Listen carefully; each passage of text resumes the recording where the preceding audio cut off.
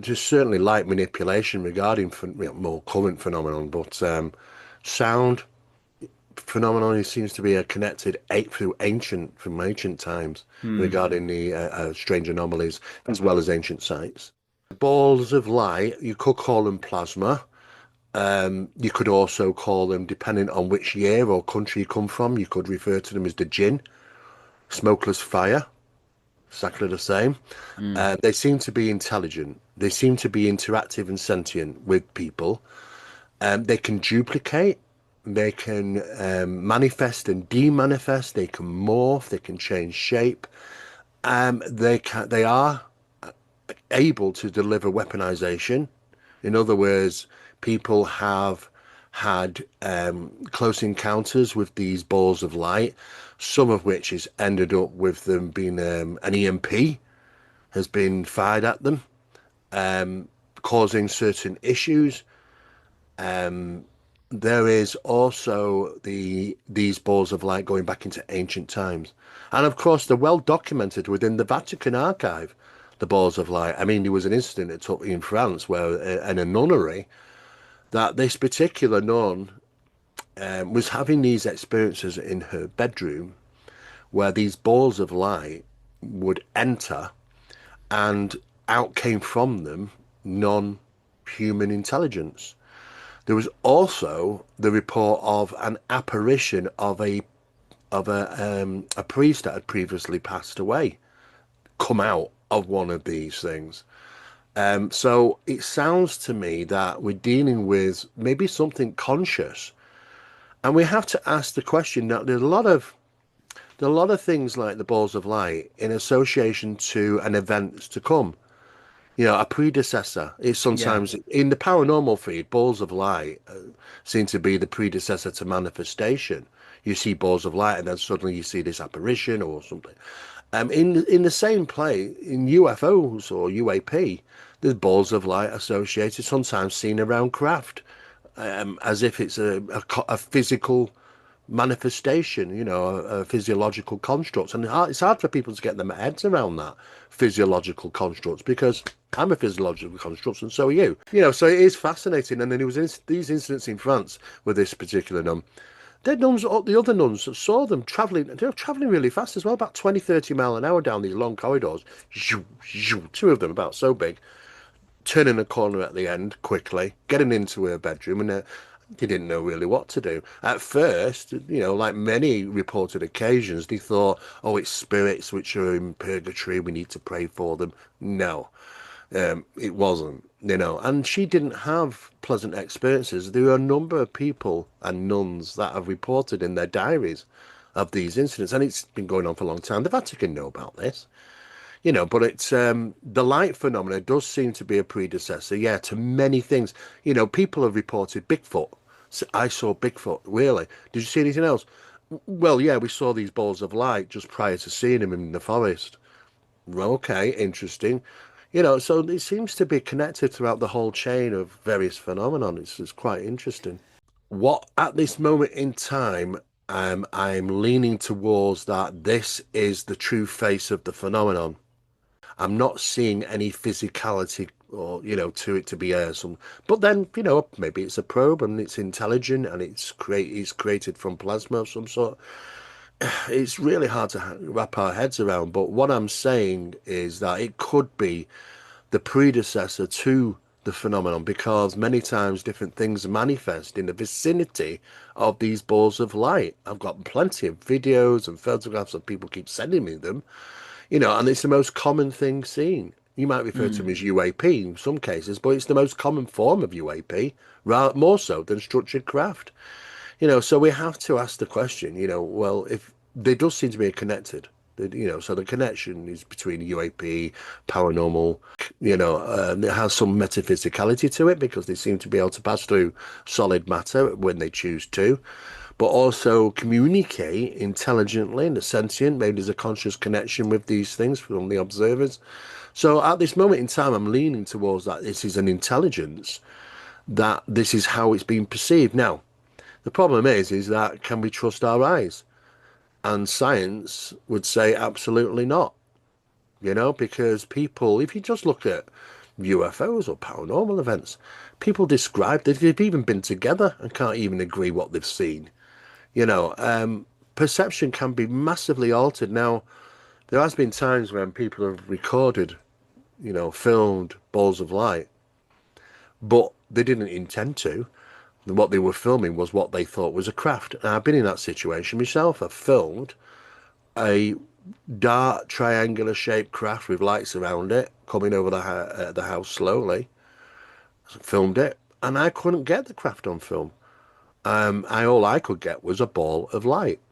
And even somebody who was with me and saying, look, you do the same thing, and they couldn't neither. So what we were seeing might have been you know, the image in our mind as what we were supposed to see, but its true nature might have been the ball of light. So we really got to do a lot more work as to ascertain, can we really trust our eyes? And that's a big problem. It is very, very difficult because the more we're learning now is that we just cannot trust our eyes, and they can manipulate our perceptions as to what we expect to see. Some people in the 1980s and 1990s reported UFOs as looking aircraft. I said, well, why is it just not a normal aircraft flying? Why would you think it's something? Because it was going backwards.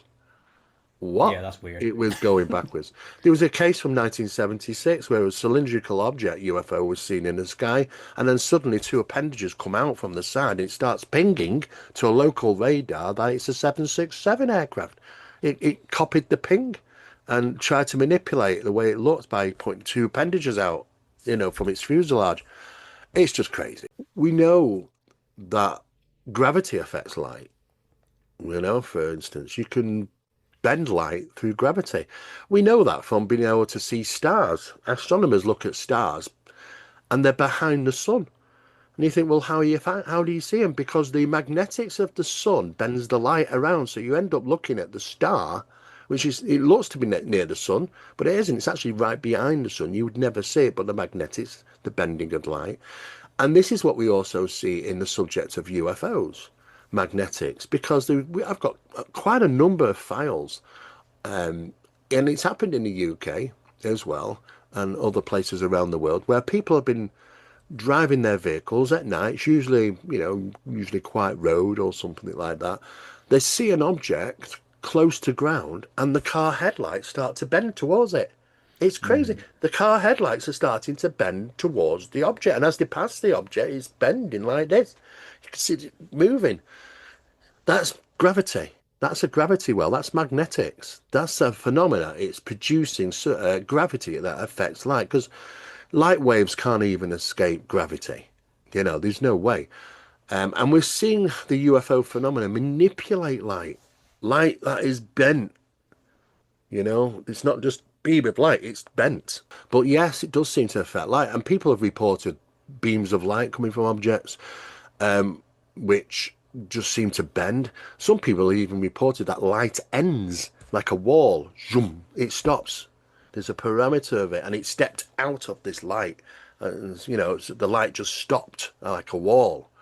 And you think to yourself, well, that's pure manipulation of light it's got to be through gravitational means. It's got to be. Because sometimes some of this phenomena generates fear and vexation through sound, which we're unable to hear, which is infrasonics. Well, You know, Spielberg did yeah, that. You remember the Close Encounters movie when all of a sudden everything goes quiet, all the insects fall quiet, and then this yeah. sudden little beam of light comes down upon the truck. This is taken from thousands and thousands of reports worldwide where you have these, what is referred to as a dead zone of, there's no sound. There's no birds, there's no crickets, there's nothing. But they can hear infrasound. And when they hear infrasound, they go into warning mechanism, and they go quiet because there's a predator around, they think. And this is what happens with crickets and other things. So infrasonics are being generated. It's just that we don't hear them, but it can cause the effects on different animals and insects. So it's been reported so many times. I'm not just in the UFO phenomena. It's these dead zones of silence have been reported in poltergeist cases, paranormal issues. They've also been reported in the cryptid cases, Bigfoot, Dogman incidents. So all of a sudden it went really, really, I just couldn't believe it. It went deadly quiet. I've never heard it like that.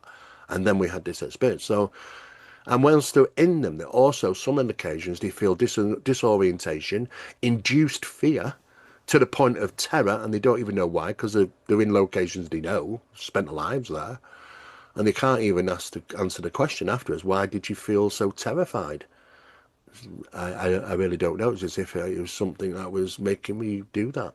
Induced fear is also something that these things can do. And that comes from all UAP, paranormal, encrypted.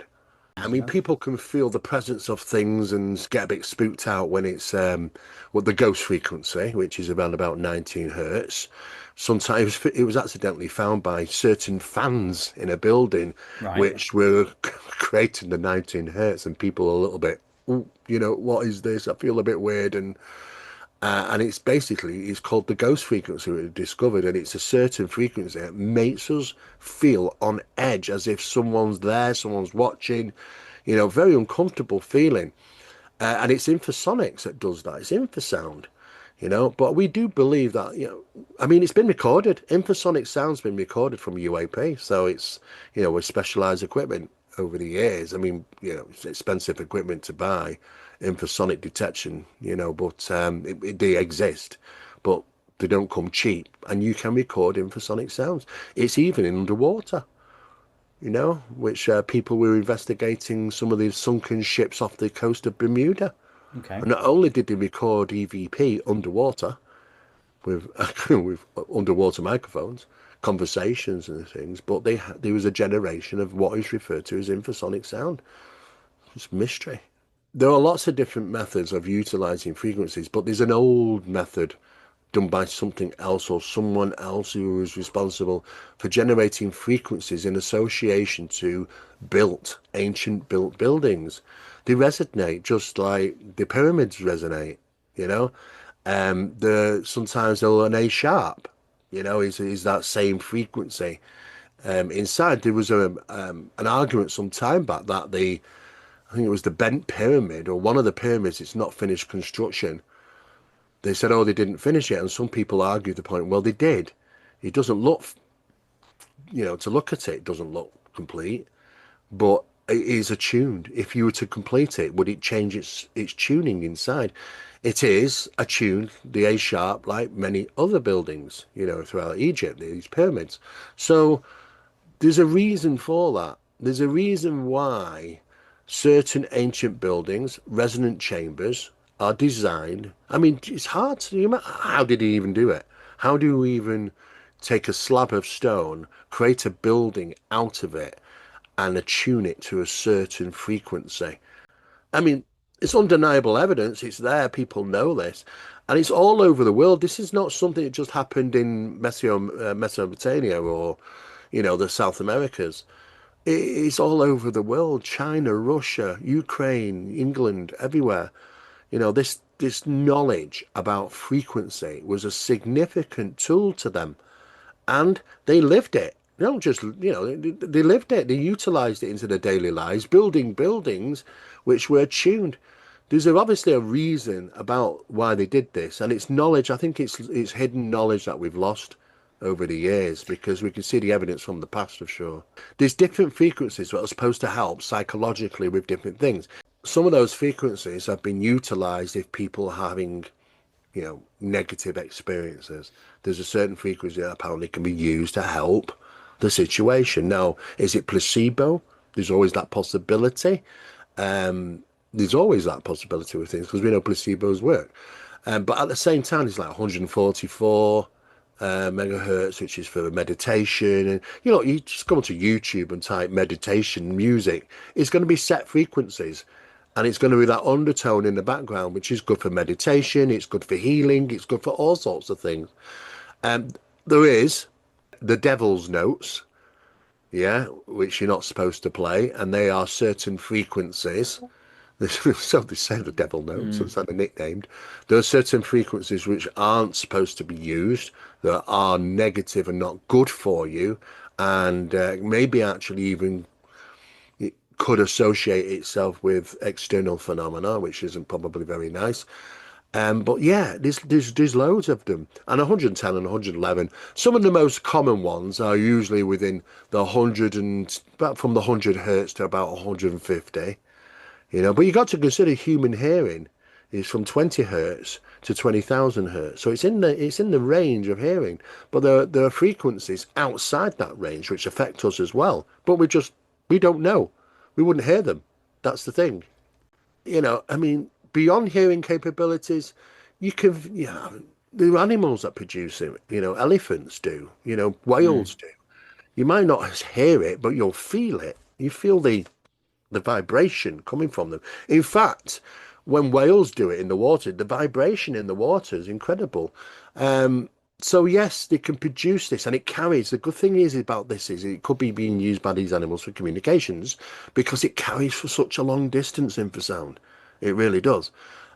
People have said to have become sick with certain sounds. There are certain frequencies that can be used as weaponized frequencies against crowd control and many other things. It's been used before, and basically people just have to run away in fear. They can't stand it. There's a whole lot of different frequencies that are taking place. And I say there was probably more frequencies because that's a very small area between 20 hertz and 20,000 hertz. Our human hearing range is a tiny little band compared to this. So there's more going on than we can hear, to be honest with you. Even planets have a sound.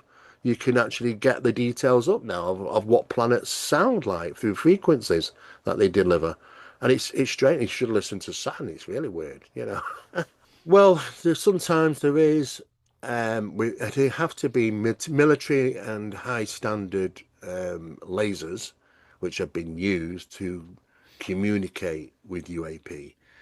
Um, but most of the things, which is quite funny, most of the things that you see on television or on YouTube, and they've just got the average, I got a pen light, a Hmm. laser, the average laser.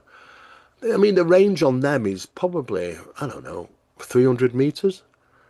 And these things are right up in the sky. So when they're going, oh, yeah, it's going to, and you think, well, there's no way that object can even see this light in your hand. Of course, all you see is it reflecting up at the sky in the direction of the object. You don't know. It's not going to reach it because they're so high up.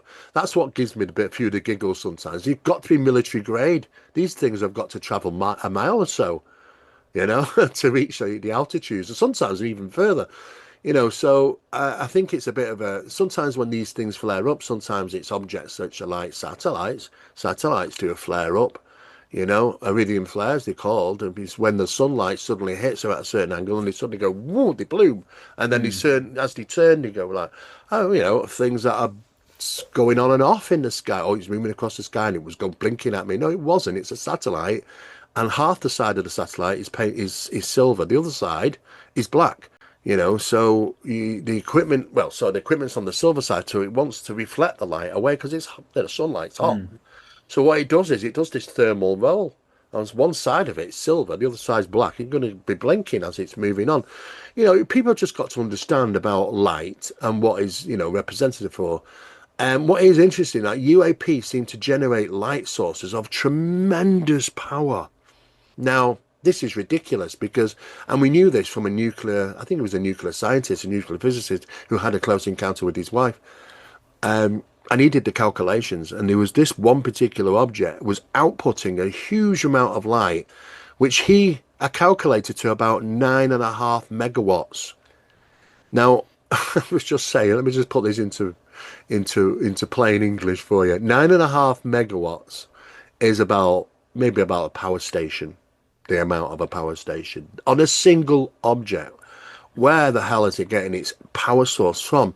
It's also interesting how many people say that that power source of light is not blinding. They're never blinding.